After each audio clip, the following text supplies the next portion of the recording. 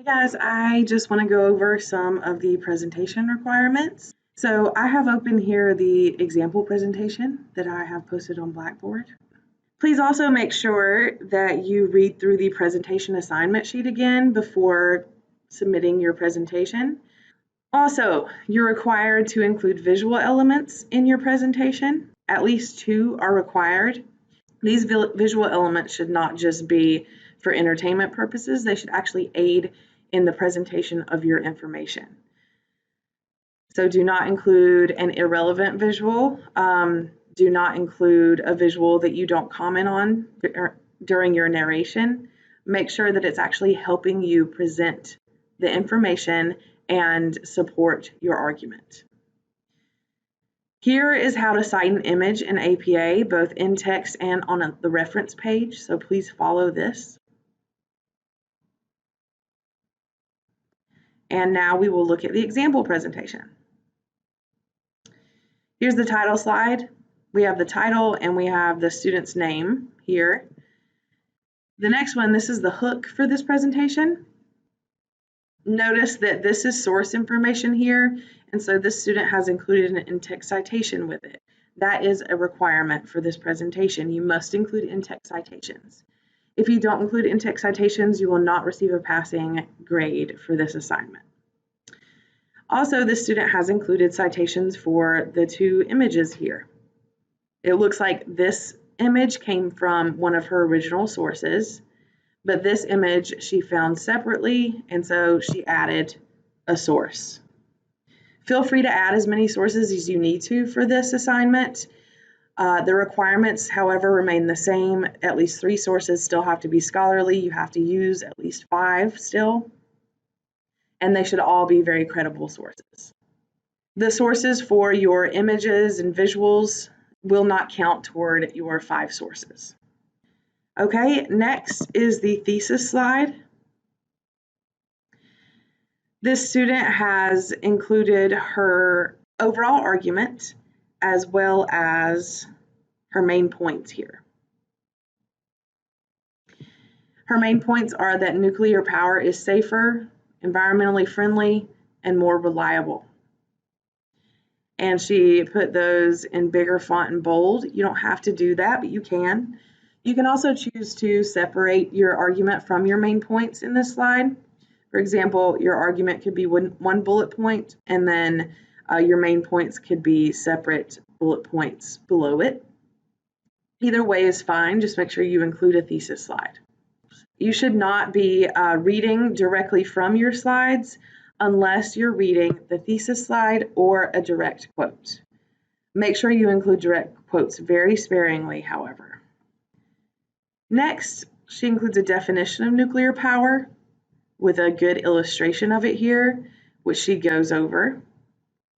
Next is her first main point about safety and another image. Next is a main point about cost, and in this slide, she includes an opposing viewpoint and counters it. Again, she includes an opposing viewpoint about waste and counters it here. This is her main point about the environment, the fact that nuclear power is environmentally friendly, and we have another visual here, the citation. And then the conclusion includes her 3 primary main points that support her overall argument and her thesis statement. And lastly is the references page. You do not have to put a hanging indent on your references page. I'm not sure exactly how she did this. She must have tabbed over, but you can't actually insert a hanging indent, so don't worry about that. You can put your citations in here with bullets if that works better for you. I'm not going to be picky about that. Just make sure they're correct. Remember that you must include your embedded narration. I'm going to actually view this slideshow and show you what happens here. A warming planet, a growing concern, as shown in the image to the right by NASA Global Climate Change. Every year, 7 billion tons of CO2 is dumped into the atmosphere just by the U.S. alone. Current estimates show that if this continues, we will hit a global tipping point for climate change in just 7 short years. Okay, so that's what embedded narration looks like. So please make sure you do that correctly. Test your narration on a different device to make sure it works. And if you do not include embedded narration in your presentation, again, you will not receive a passing grade on this assignment. I do want to mention one thing about citations, in-text citations. Your in-text citations can be verbal, but they can only be verbal if the source information is not actually on the slide. They should only be verbal if you are only verbally mentioning the source information. So you can say, according to Smith, in 7 years, whatever, okay? But in this case, on this slide, this source information is here, so an in-text citation will be required. So if you have written source information, a written in-text citation is required. If you verbally state source information, then a verbal citation will suffice. I just want to reiterate that your thesis statement should be argumentative, not informative. Your thesis statement for your research essay was solely informative. You were just presenting both sides of the issue. In this presentation, you should take a side, and you should state your argument and the main points that support that argument. Keep in mind that including opposing viewpoints is a requirement, but if you include those opposing viewpoints, you must counter them.